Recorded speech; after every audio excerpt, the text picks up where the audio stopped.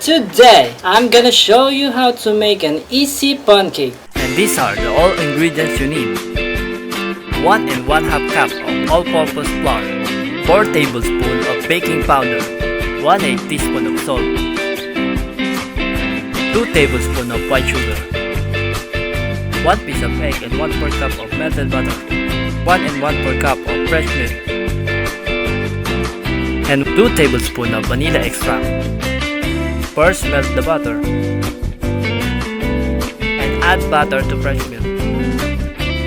Then add egg, vanilla extract, and mix it well and set aside the dry mixture. In a separate bowl, add all-purpose flour, salt, baking powder, sugar, and mix it well. Then add your wet mixture to your dry mixture and mix it well.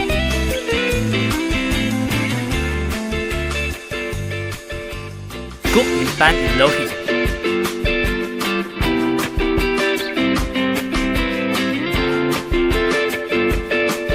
And add the butter and sugar to your pancake and it's done. And thanks for watching my video. If you like my video, please thumbs up and don't forget to subscribe and hit the notification bell for more delicious video. See you soon. Adios!